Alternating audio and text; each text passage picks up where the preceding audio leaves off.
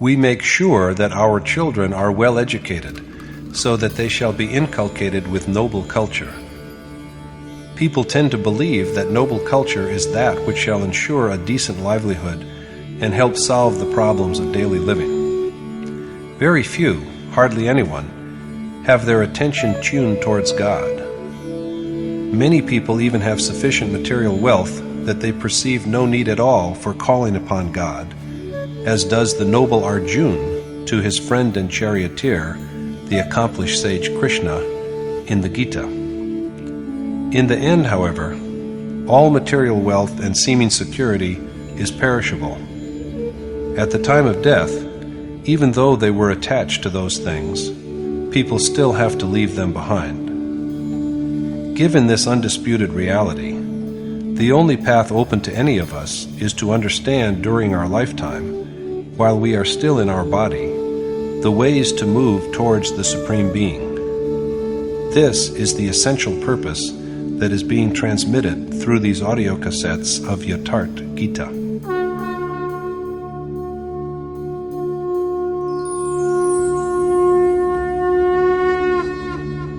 Om Shri Paramatmane Namaha.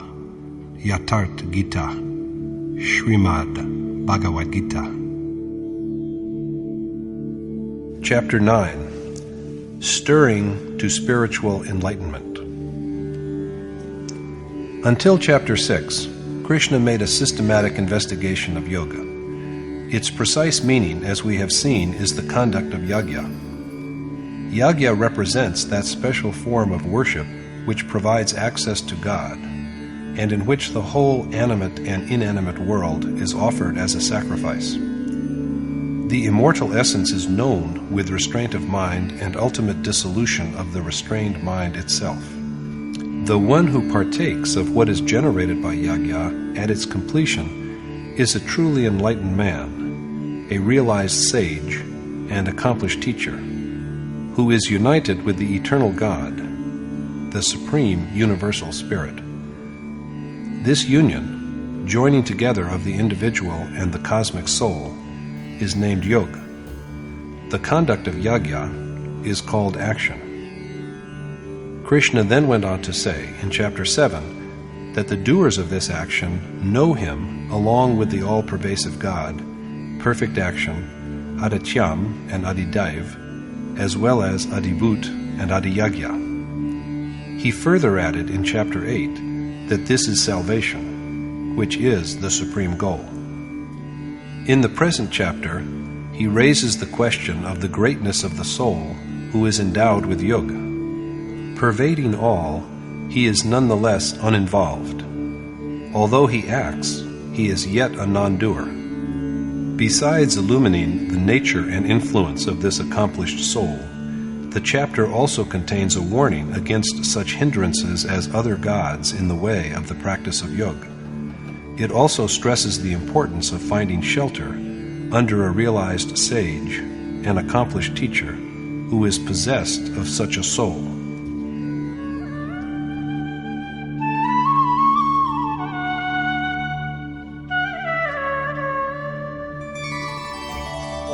Idantu te guhyatamam pravakshamyanasuyave Jnanam vijnana sahitam yajñātvā mokṣyase shubhāt. The Lord said, I shall instruct you well with analogy in this mysterious knowledge, O sinless one, Arjuna, after knowing which you will be liberated from this sorrowful world. By offering to impart this knowledge with Vigyan, Krishna means that he will illustrate it with the achievements of a great soul of attainment, how he functions simultaneously at all places, how he enlightens, and how as a charioteer he always stands beside the Self. Knowing this, Arjuna will be emancipated from this world of misery where happiness is impermanent.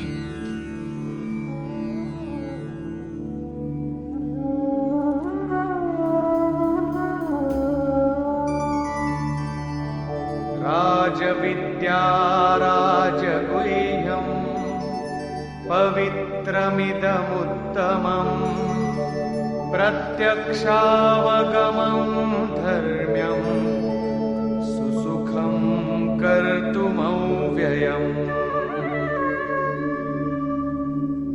This knowledge is the monarch of all learning as well as of all mysteries, most sacred, doubtlessly propitious, easy to practice, and indestructible. Substantiated by illustration, this knowledge is the sovereign of all learning. But the word learning here does not mean mastering a language or scholarship in its usual sense. True learning is that which enables the man who has acquired it to go along God's way until he has won salvation. If he gets entangled in the vanity of his achievements or in the material world while he is on the way, it is evident that his learning has failed. His learning then is not knowledge, but a veil of ignorance. It is only regal learning, Rajavidya, or spiritual enlightenment, which is profitable beyond any doubt. It is the king of all secret teaching, because one can approach it only after the practice of yoga is brought to perfection by the unraveling of the knots of both knowledge and ignorance. Holiest of the holy, and blessed with excellence, it is also manifestly fruitful. The profit from it is so transparent. No sooner does a man have it than he is rewarded. It is not the blind faith that we will be rewarded in the next life if we are virtuous in this life. Krishna has told Arjuna in chapter 2 that the seed of yoga never perishes. Practicing it in even a small measure provides liberation from the great fear of repeated birth and death. In chapter 6, Arjuna requested the Lord to tell him the lot of the feeble worshipper who strays from yoga and is therefore deprived of the perception which is its final achievement. Krishna then said that the primary need is to know the way of this action, or yoga, after which, if a man just takes a couple of steps on it, the merit earned by them is never destroyed. He carries this sanskar along with him to the next life, and by virtue of it performs the same action with every birth. Thus, practicing yoga over many lives, he at last arrives at the state of salvation, the supreme goal.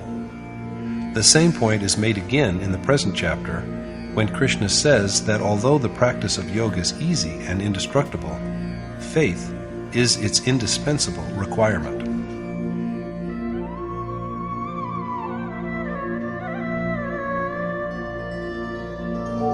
अश्रद्धधाना पुरुषा धर्मस्यास्य परन्तप अप्राप्य मां निवर्तन्ते मृत्युसंसारवर्त्मनि. Men who have no faith in this knowledge, O Parantap, do not attain to me, and are doomed to roaming about the mortal world. Even the smallest bit of practice of this Dharma is never destroyed, but the man whose mind is not fully centered on the object of his worship undergoes repeated birth and death instead of attaining to Krishna. Now the Yogeshwar speaks about God's omnipresence. Maya tatamidam sarvam jagadyaktamurtina matsthani sarvabhutani na chaham teshvavasthitah.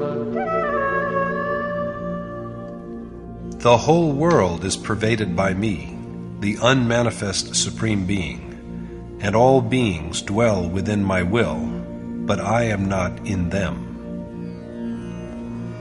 The unmanifest form in which Krishna exists spreads through every atom of the universe, and all beings have their life within him.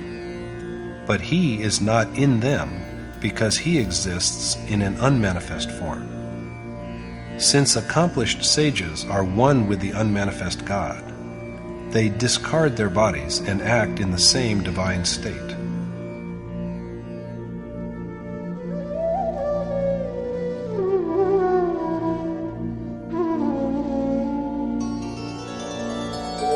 न च मत्स्थानि भूतानि पश्य मे योगमैश्वरम् भूतभृन्न च भूतस्थो ममात्मा भूतभावनः. And even all beings are not within me, and such is the power of my Yogmaya, that my spirit, the creator and preserver of all beings, is not within them. Even all beings are not within Krishna, because they are mortal and dependent on nature. But such is the greatness of his yoga, that although he creates and sustains all beings, his spirit is not in them. I am in the form of the self, not within those beings. This is the achievement of yoga. Krishna cites an instance to elucidate the point.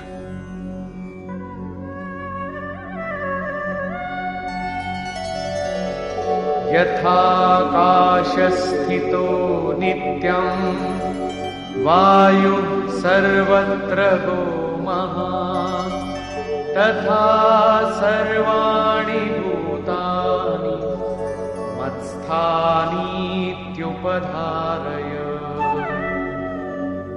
Be it known to you that all beings dwell in me, just as the great wind that roams everywhere always dwells in the sky. The wind is always in the sky, but cannot taint and affect its brightness. Similarly, all beings are within Krishna, but he is unblemished like the sky. The problem of the power of yoga is now resolved. So Krishna next takes up the question of what the yogi does.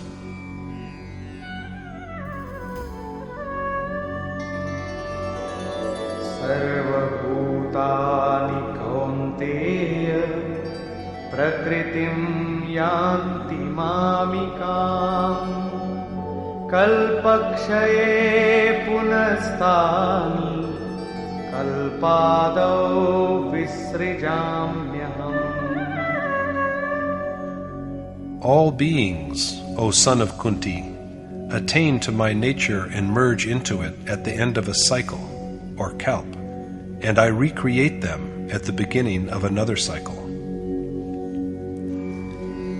He reshapes beings with special care at the beginning of a phase.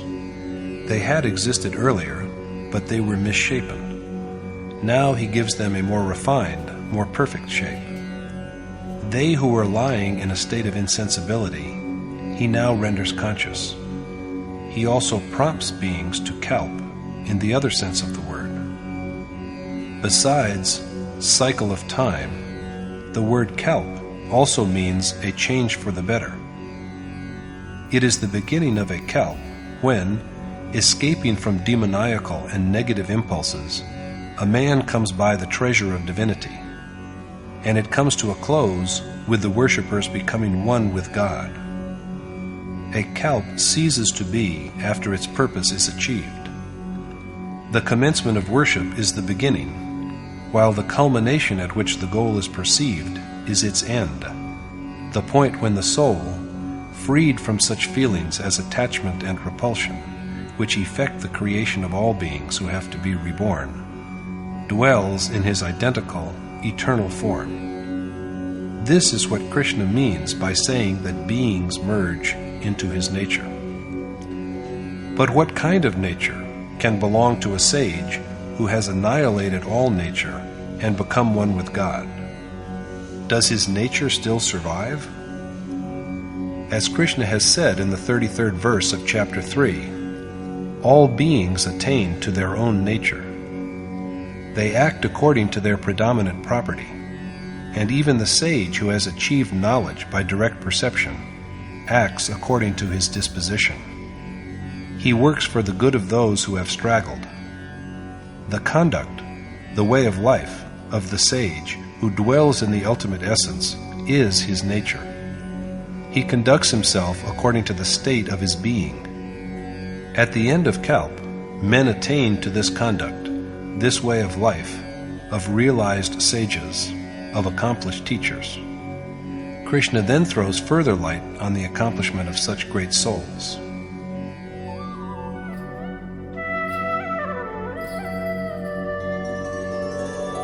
Prakritim swamavashtabhya visrijami punah punah bhutagramamimam kritsnam avasham prakritervashat. I repeatedly shape all these beings who are helplessly dependent on their innate properties according to their action. Accepting the way of life which is given to him, Krishna continuously and with special care fashions and refashions all beings who dwell in their own nature and are dominated by the three properties. He prompts them to advance towards the state of his own self. Does this mean, however, that he also is bound by action?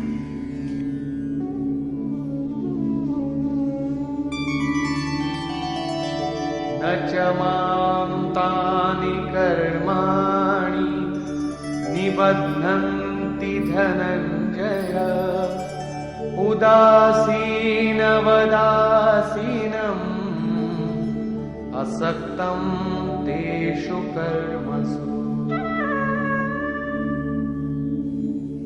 Unattached and disinterested in these acts, O Dhananjay, I am not bound by action. According to the 9th verse of chapter 4, a sage's way of action is unworldly. The 4th verse of the present chapter says that he works in an unmanifest way. Now, Krishna says the same thing here again, that he is not attached to the actions he performs imperceptibly. Since the union of his soul with the Supreme Spirit has bestowed a state of detachment on him, he is no longer bound by action. Since he is now abiding in the very goal that is achieved by action, he is not compelled to do it.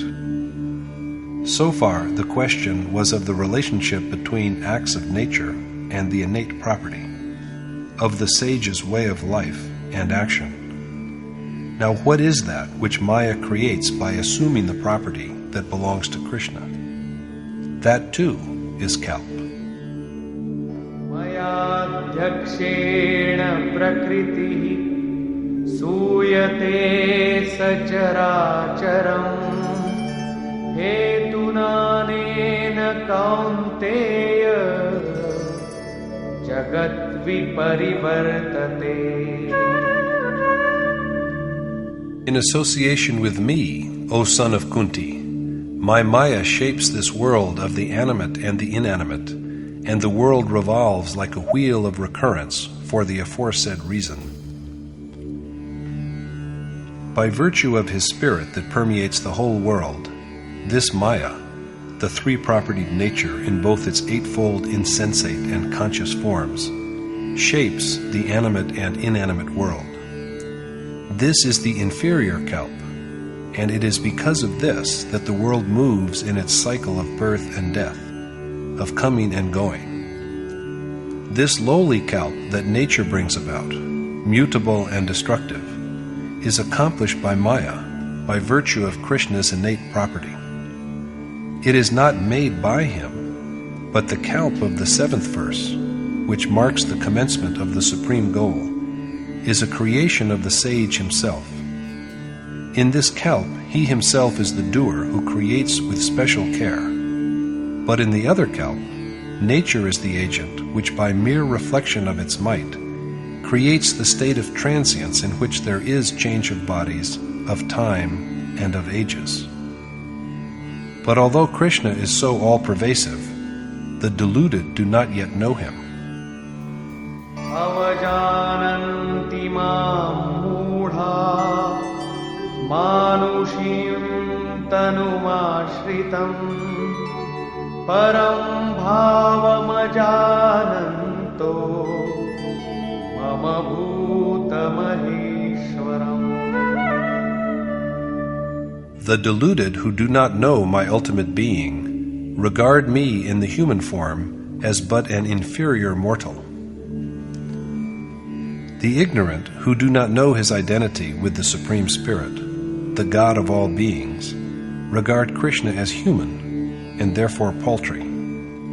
He dwells in the exalted state of that Supreme Spirit who is the God of all beings, but ignorant men do not know it because he is in mortal form. They address him as a man, and they are hardly to blame. When they look at Krishna, they see only the body of the Great Soul. How then are they to know that he dwells in the being of the great God? It is now explained why they are unable to realize the truth.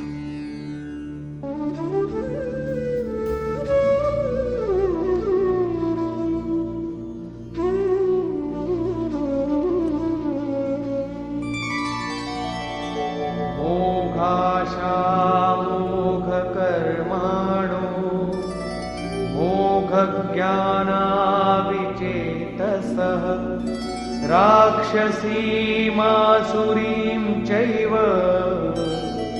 प्रकृतिं मोहिनीं Shrita. The ignorant are, like evil spirits, afflicted with the property of darkness, and so their hopes and actions and knowledge are all futile. The unaware are possessed of futile hope, which can never be fulfilled, futile action, which binds, and futile knowledge, which is really ignorance. Lying in the chasm of unconsciousness and characterized by the gullible nature of devils and demons, by demoniacal nature, they believe Krishna to be but a man. Demons and devils represent merely a property of the mind, which has nothing to do with any caste or class. Men with such an inclination are unable to know the reality of Krishna, but sages know him and adore him. Mahatmanastu mam partha daivim prakritimashritah bhajantyananyamanaso yatva bhutadimau vyayam. But, O Parth, they who have found shelter in divine nature and know me as the eternal, imperishable source of all beings, worship me with perfect devotion. The sages who take refuge in pious impulses, the treasure of divinity, and regard Krishna as the primal source of all beings, unmanifest and eternal, always meditate upon him with devotion, only to him, and without permitting the thought of anyone else into their mind. The following verse dwells upon the mode of this worship.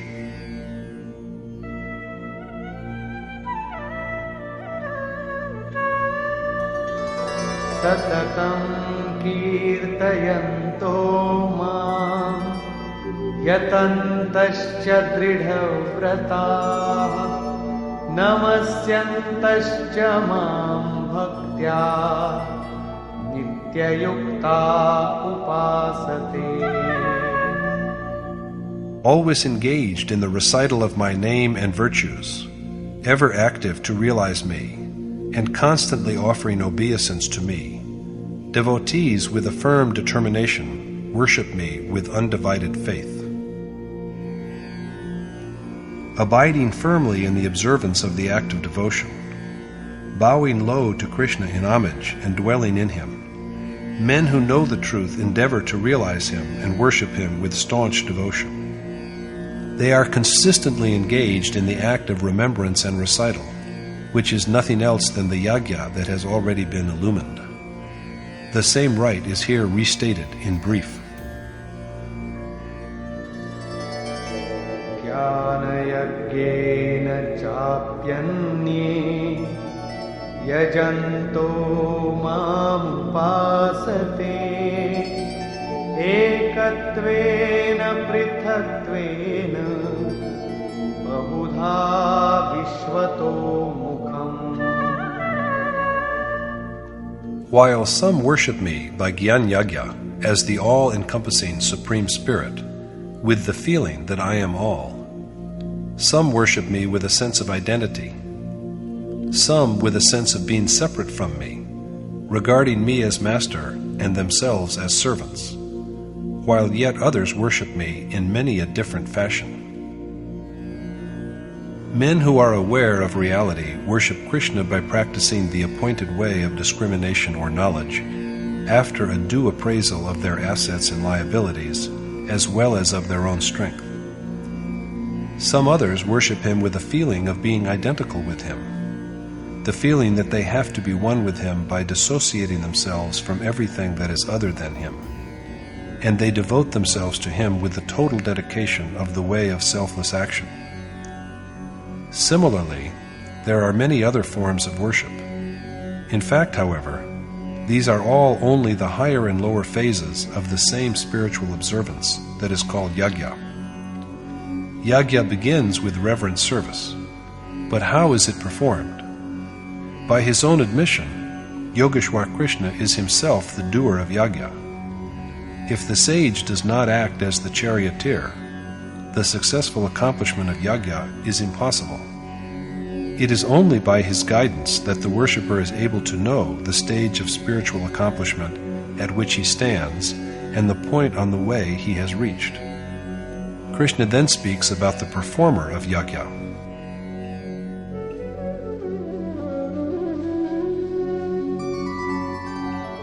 Aham kraturaham yagyah Svadhaham aushadham Mantrohamahame-vajyam Aham agniraham hutam. I am the action that is undertaken, the yagya, the fulfillment of earlier resolutions, the healer, the sacred prayer, the oblation as well as the sacred fire, and I am also the sacrificial act of oblation. Krishna is the doer, the agent. In truth, the power behind the worshipper who always urges him on is that of the adored God. So the worshipper's accomplishment is only a gift from him. He is also the yagya, which is the appointed mode of worship. The man who tastes the nectar that is generated at the successful completion of yagya is united with the eternal God. Krishna is also the oblation, for it is in him that the endless sanskar of the past is dissolved. Their ultimate resolution is provided by him. He is also the remedy that cures the malady of worldly misery. Men are rid of this ailment by attaining to him. He is also the sacred incantation that is offered to the deity, for it is he who provides the strength by which the mind is concentrated on breath. Being the one who adds to the ardor of this deed, he is also the matter which is offered as oblation. He is also the sacred fire, because all desires of the mind are burnt out in his radiant flame. And he is also the sacrificial act of yagya. Here Krishna repeatedly speaks in the first person. I am. I am. The implication of this is only that it is he who stands inseparably with the individual self as an inspiration and leads the observance of yagya to successful completion by constant appraisal. This is named Vigyan. The most revered Maharajaji would repeatedly tell us that the act of devotional adoration does not begin until the revered God appears as the charioteer to restrain each single breath. We may close our eyes, engage in the act of pious adoration, and mortify the senses by severe austerities, but unless the desired God comes down to the level at which we are and stands inseparably and watchful by the self, the essence of worship cannot be gained. This is why Maharajaji used to say, "If you but behold me, I shall give you everything." It is the same as Krishna saying that he is the doer of all.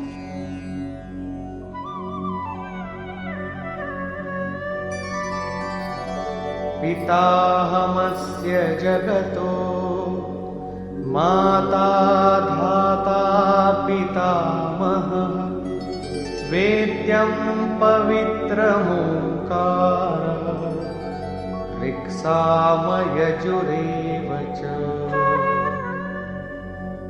And I too am the bearer and preserver of the whole world, as also the giver of rewards for action, father, mother, and also the grandsire, the sacred imperishable Om, who is worthy of being known, and all Ved, Rig, Sam, and Yajur. It is Krishna who supports the whole world. He is the father who provides, the mother who conceives and gives birth, and the grandsire who is the ancient source into whom all beings also merge at last. He is worthy of being known as also the sacred Om, which may also be interpreted as the self's resemblance to God. Aham plus Akara equal Omkara. That Om, God, is identical with him, and so his self is fit for knowing. He is also the agent of the three parts of the observance of yoga. Rig, adequate prayer. Sam, evenness of mind. And Yajur, the ordained yagya for union with the Supreme Spirit.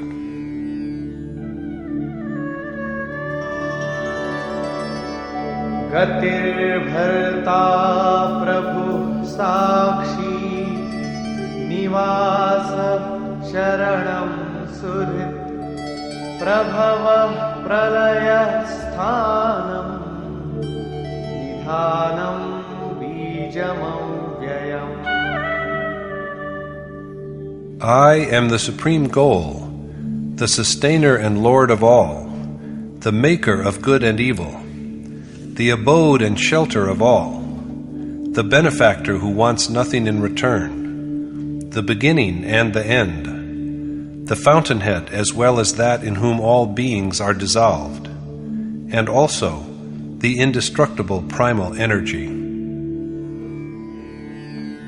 Krishna is the salvation that is the ultimate goal that everyone wishes to attain to.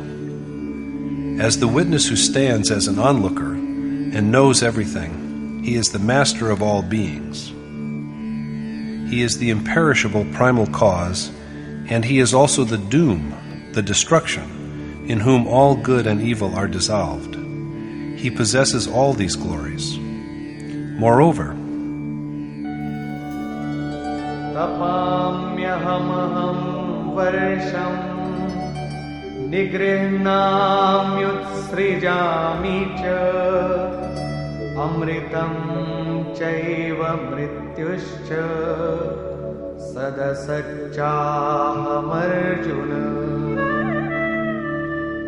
I am the sun that burns. I draw the clouds and also make them rain.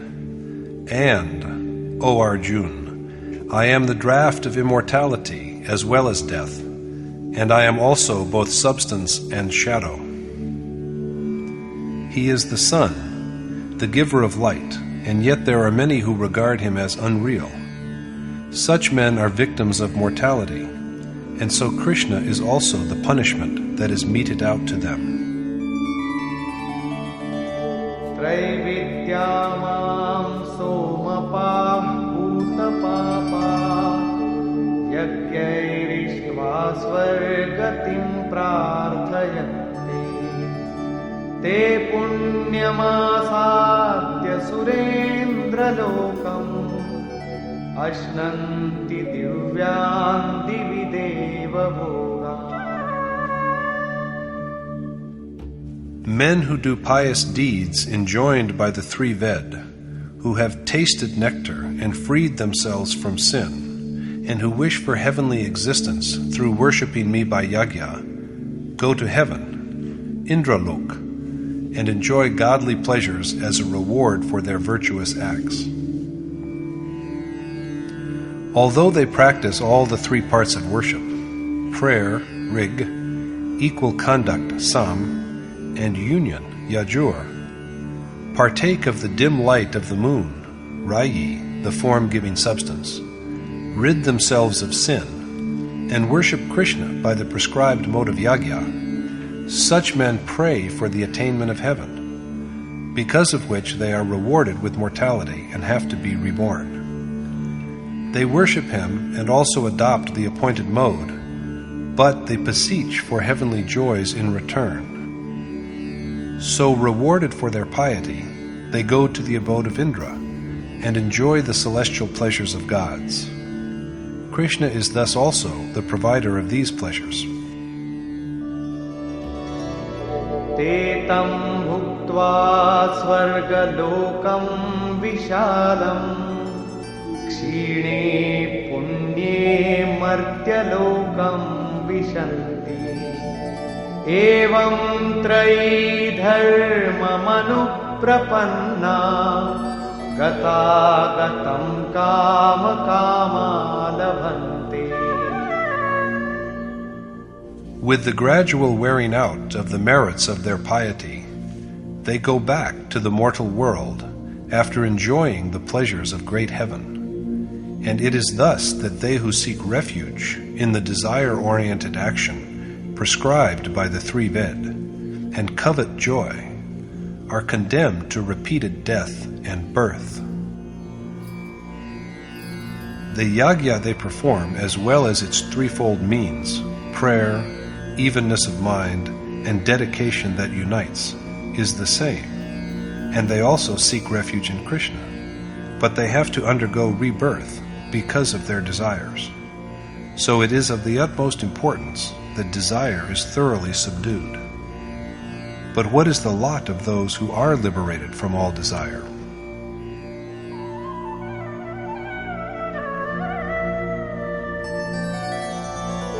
Ananyāścintayantō māṁ ye janā paryupāsate teshāṁ nityābhiyuktānāṁ yogakshemam vahamyaham.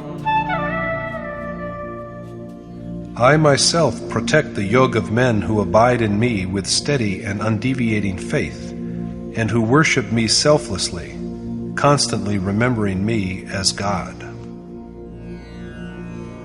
Krishna himself bears the burden of the ardent worshipper's progress along the path of yoga. He takes upon himself the responsibility for the protection of his yoga. Despite this, however, men are given to worshipping other gods.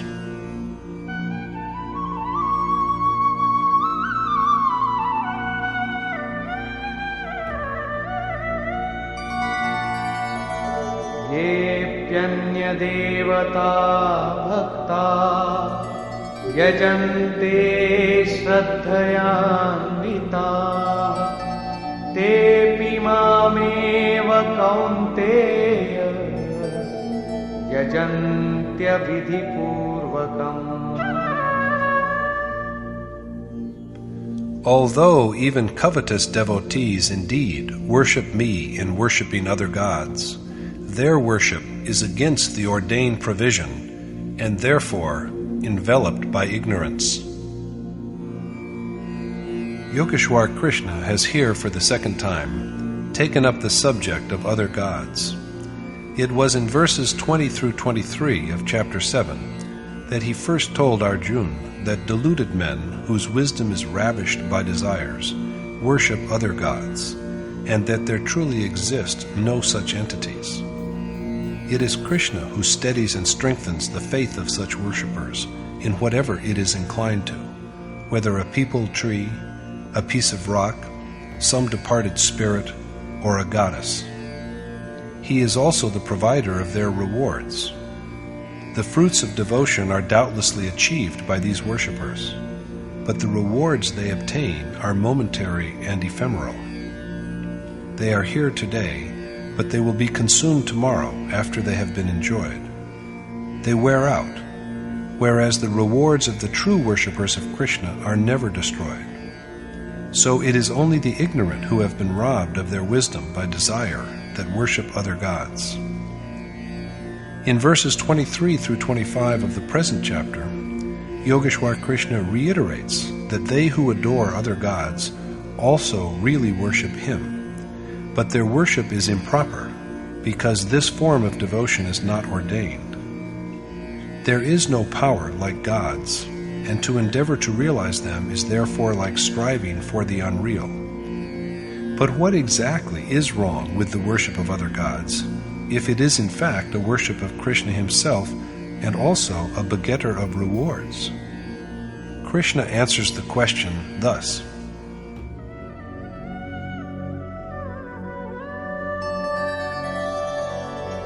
Aham hi sarvayajnanam bhokta cha prabhureva cha na tu mam abhijananti tatvenatascha vanti te.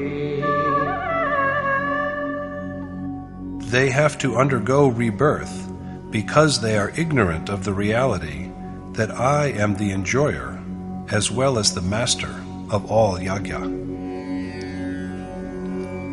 Krishna is the enjoyer of yajna because whatever is offered as sacrifice is dissolved in him. He is the blessedness that results from yajna and also the master of the sacred rite. But they who do not know this fall from grace. They are destroyed, sometimes caught in the trap of worship of other gods, and sometimes in the web of their own desires. Until they have perceived the essence, they are deprived even of the everlasting fulfillment of their desires. What ultimately becomes of them is disclosed in the following verse.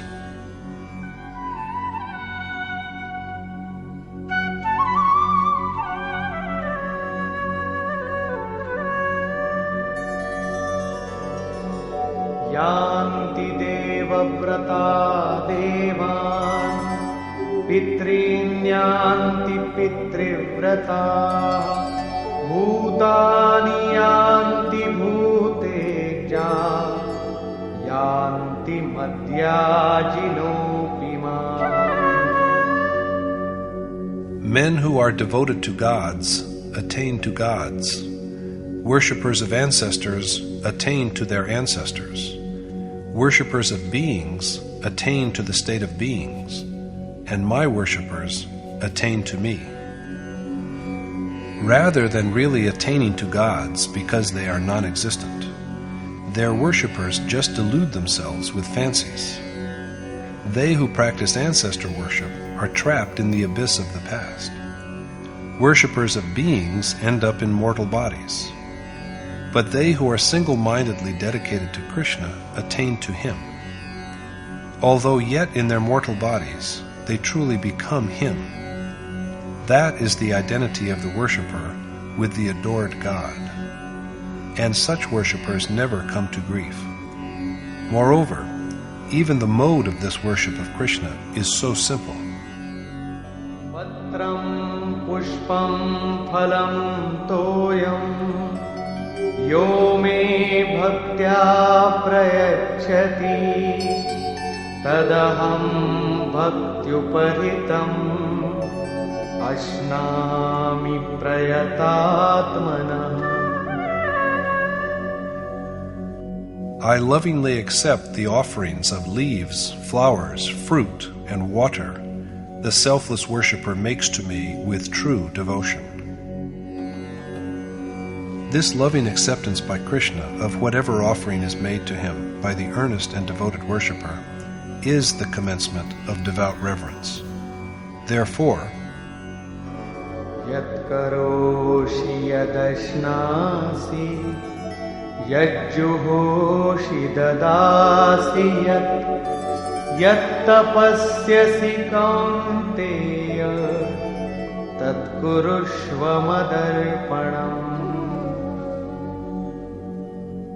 you should, O son of Kunti, dedicate to me whatever you do, eat, offer as sacrifice, give as alms, and also your penance. Krishna will bear the responsibility for guarding the sphere of Arjuna's yoga if he performs all his deeds, from the humble act of eating to the mortification of his mind and senses to shape them in accordance with the nature of his quest, with a sense of total resignation.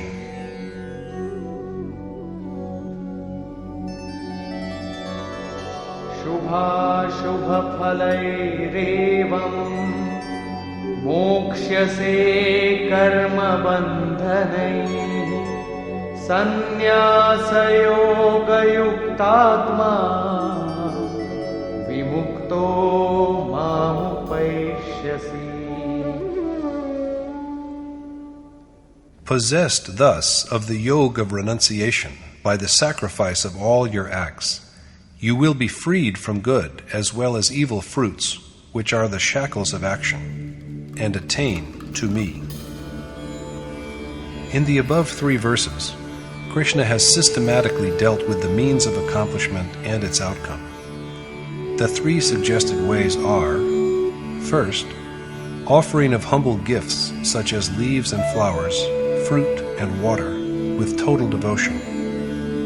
Secondly, performance of action with a sense of dedication. And lastly, complete renunciation in the spirit of self-surrender.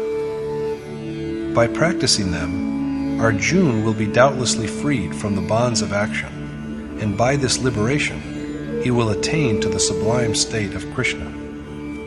The terms liberation and achievement, as employed here, complement each other. Krishna then speaks about the profit that will accrue from the worshipper's attainment of his state.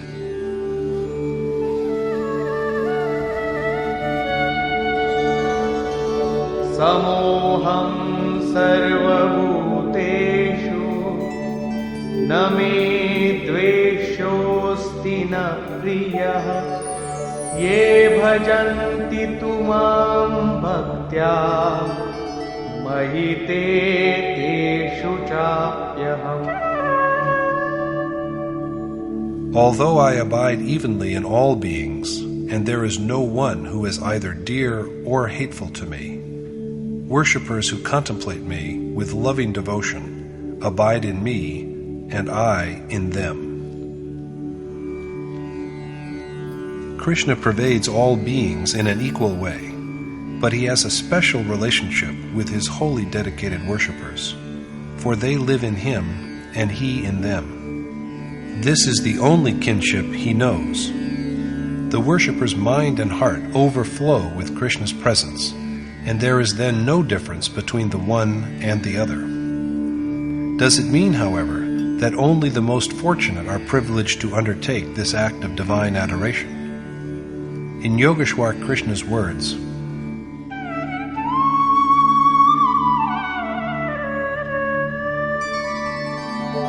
api chet suduracharo bhajate mamananya bhak sadhureva samantavyaha samyak vyavasito hi saha.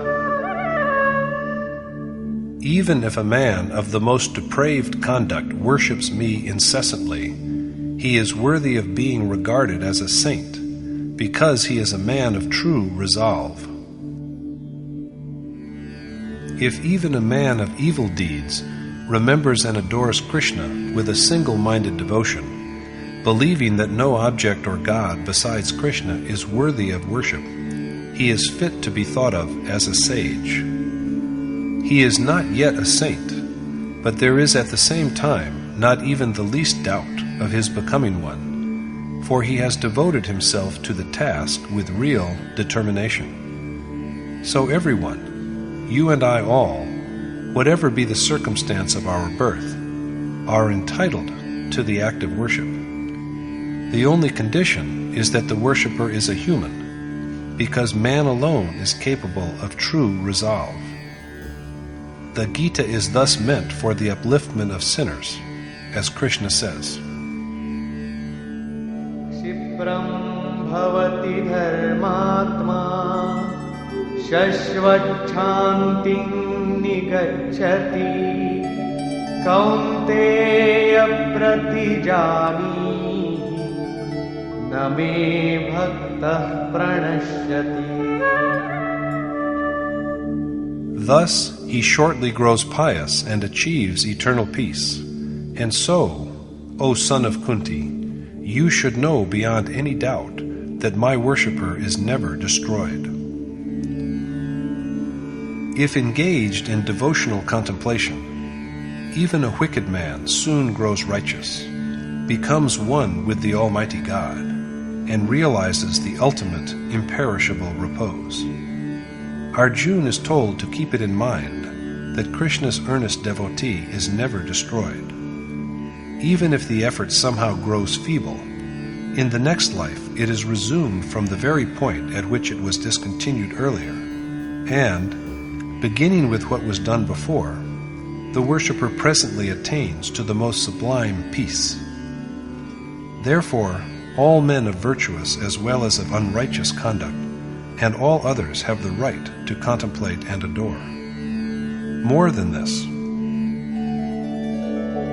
Mam hi partha vyapashritya yepi syuh papayonayah striyo vaishyas tatha shudrah tepi yanti param gatim.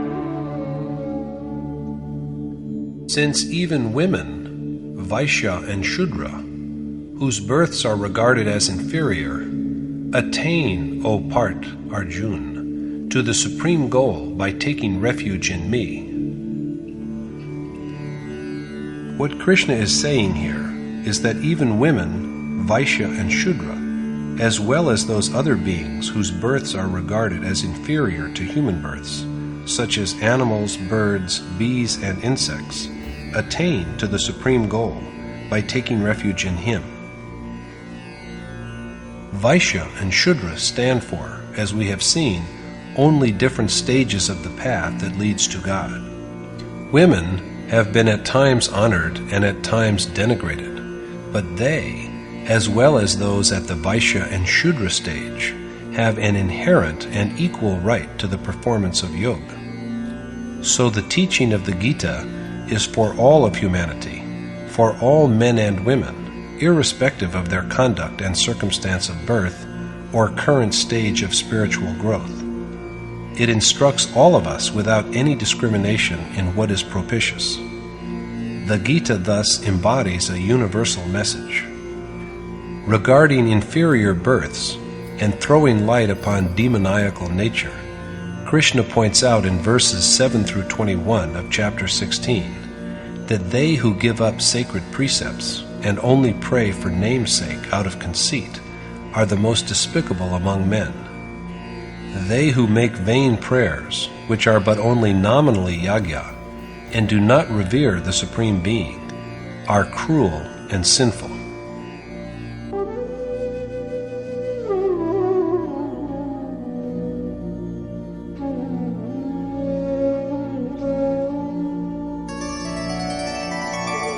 Kim punar brahmana punya bhakta rajarshyastatha anityam sukham lokam imam prapya bhajasvamam.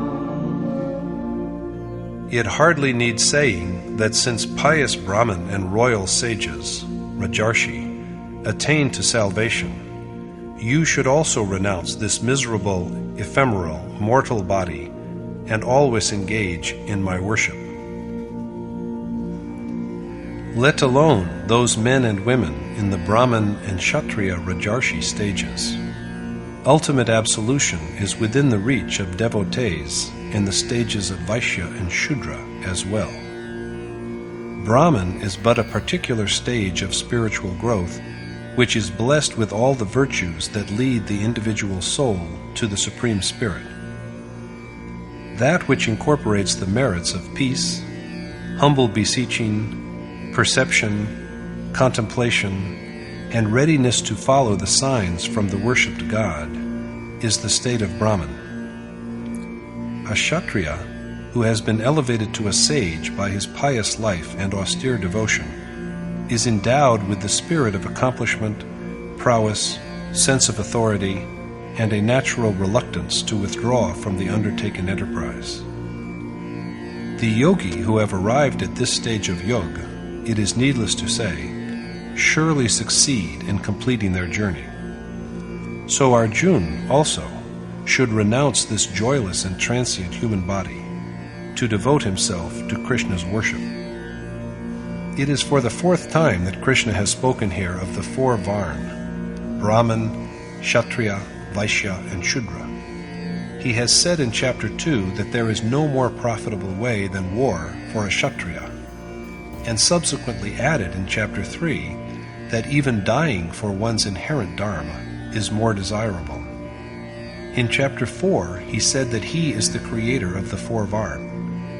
It is meant by this, as it has been repeatedly stressed, that he has divided action into four phases on the basis of their innate properties. Performance of yagya is the one appointed task, and they who do it belong to four categories.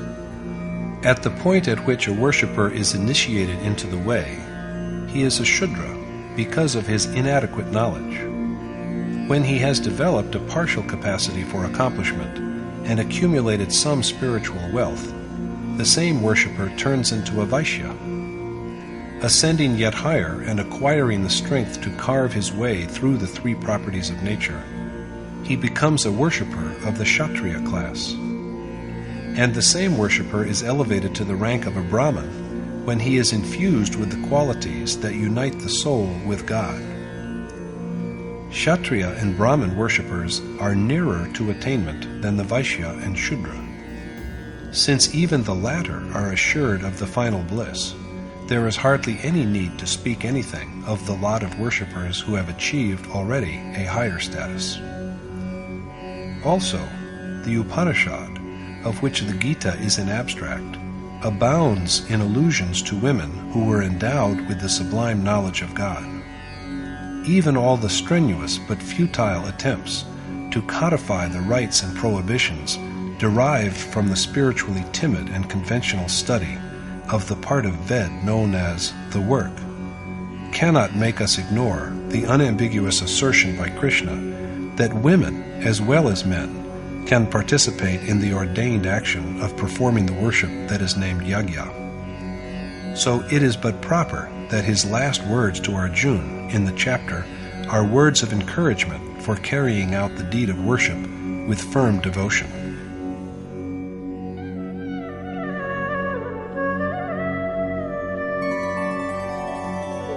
Manmana bhava madbhakto madhyaji mam namaskuru mame vaishyasi yuktvaevam atmanam matparayanah.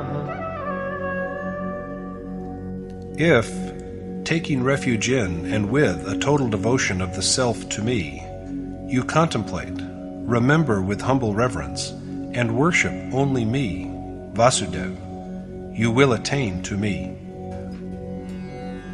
Remembering none except Krishna and restraining the mind from having any thought that is not of him. Firm devotion, incessant meditation and recital with humble reverence, and a total absorption of the soul in him.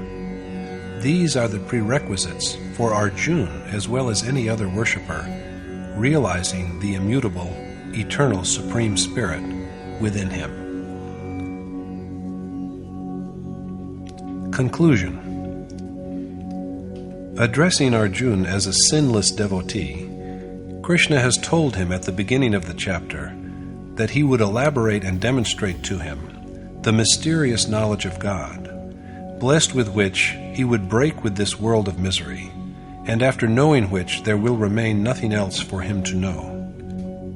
With this knowledge, he will be liberated from the bonds of the world. So this knowledge is the king of all learning. Real knowledge is that which provides access to the Supreme Spirit and is surely propitious. It is also what is known as secret teaching, because it reveals the inscrutable magnificence of God. It is transparently fruitful, easy to practice, and imperishable. If we succeed in practicing even a little of it, it brings freedom from the great fear of recurrent birth and death. Practiced in even a small measure, the merit earned from it is never destroyed, and by virtue of it, the doer succeeds in finally arriving at the supreme goal. But there is a condition to this attainment. Rather than achieve the final bliss, the man who is devoid of faith gropes about in the vicious maze of worldly life. Men of discrimination understand the changes, the rise and fall, of what has elsewhere herein been referred to as Yuga Dharma. They give up unrighteousness to restrain the mind and engage in piety. When the restrained mind, too, is dissolved, the kalp, along with its different ages, or yuga, comes to a close. After bringing about the union with perfection, the kalp also ceases. This is the doom, as it is called, in which nature is dissolved in the soul. After this, the sage's way of life is his innate quality, his nature.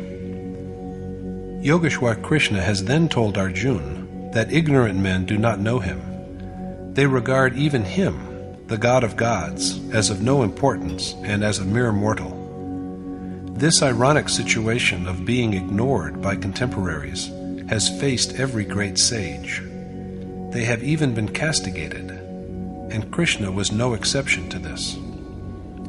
Although he dwells in the Supreme Being, he has a human body, because of which the ignorant contemptuously address him as a trivial mortal.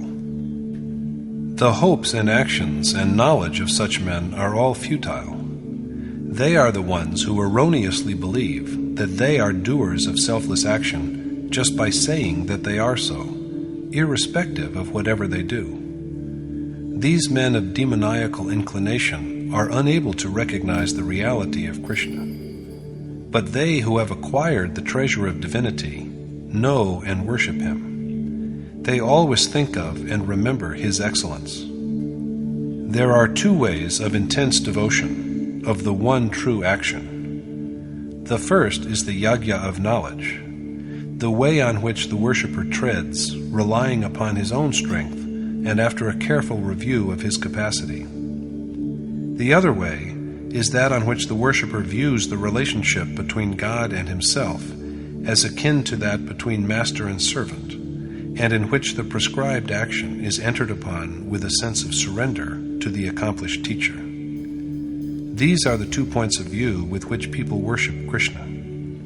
But the yagya they accomplish, the sacrifices they make, the performer and the faith, the remedy that cures the malady of worldly existence, are all Krishna himself. He is also the supreme goal that the worshipper aims at achieving at last. This yagya is performed by means of prayer, rituals, and procedures to bring about equanimity. There are worshippers, however, who adopt these means but desire heaven in return, and that is what Krishna bestows upon them. By the dint of their pious acts, they dwell in the celestial world of Indra and enjoy it for long. But when the earned merit is gradually worn out, they have to come back to the mortal world and undergo rebirth. Their action was right, and yet they are condemned to recurrent birth because of their desire. So total liberation from desire is a primary necessity. The yoga of those who remember and contemplate Krishna with perfect concentration, with the feeling that there is nothing else to desire except him, and in whose act of worship there is not even the least flaw, is protected by Krishna himself. Despite all this, men worship other gods. In fact, in worshipping even other gods, they worship Krishna himself, but this mode of worship is not ordained. They are unaware that he is the enjoyer of their yagya, their sacrifices, and so, although they worship, they fail to realize him. They thus fail in their quest. They only succeed in attaining to the fancied forms of gods, beings, and ancestors, whereas men who are truly devoted to Krishna dwell directly in him and assume his own being. Krishna has represented the act of yajna as easy to practice. Whatever his worshippers offer him, he accepts. So Arjuna is advised to surrender all his devotional acts to Krishna. When he is completely detached, endowed with yoga, and freed from the bonds of action, he will know salvation, which also is Krishna himself. All beings are his, but there is no one whom he loves and no one whom he abhors. Yet, however, he dwells in his earnest devotee, and that devotee in him. Even the most wicked and sinful man who worships him with total dedication is worthy of being regarded as a saint, because his steady resolve will soon unite him with the Supreme Spirit and bless him with eternal peace. A true devotee of Krishna is never destroyed. Whether a Shudra, a depraved man, an aborigine looked down upon by conventional culture, or one with whatever name he is known by, or a man or a woman, or one who has demoniacal nature and lowly birth, they all attain to the supreme glory if they take refuge in Krishna and worship him with firm intentness. So there is absolutely no doubt about the ultimate salvation of those who have reached the stage of Brahman and royal sages, Rajarshi, who are well endowed with virtues that unite the soul with God. Their final absolution is assured beyond any doubt. And so Arjuna, too, should always remember and be reverent to Krishna.